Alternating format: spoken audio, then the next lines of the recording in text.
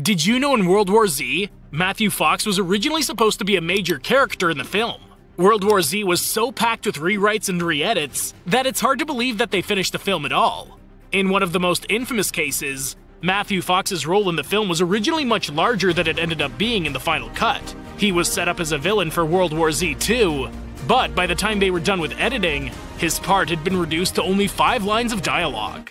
Did you know in Green Lantern, Jack Black almost starred in a comedic take of the superhero movie? In 2004, Warner Brothers tasked Robert Smigel with creating a comedic Green Lantern script. Smigel's Green Lantern was essentially a lazy goof who was wholly unqualified for the superhero role. In Smigel's mind, Jack Black was the perfect choice for the role.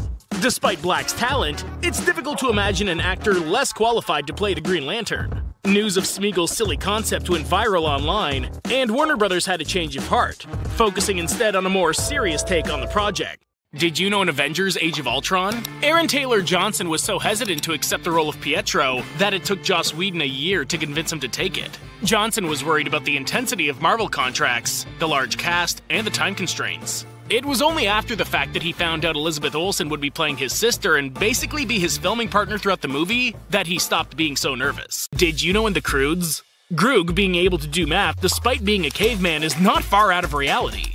In the movie, he frequently counts his family members, a habit that may seem strange to us, but which was actually common practice among prehistoric humans. Anthropologists have established that Neanderthals were the first human species to use math as a survival tool. They counted each family member, and were able to figure out how many mouths they were able to actually feed. The alpha male of the household was primarily responsible for this, but it was also important for everyone else to be involved in the hunt itself. Did you know in Bright, the Netflix original shares a lot in common with the tabletop role-playing game Shadowrun? The movie's a gritty, futuristic action-adventure film that blends science fiction and fantasy genres. On the other hand, Shadowrun is a science fantasy tabletop role-playing game set in a near-future fictional universe in which cybernetics, magic, and fantasy creatures coexist.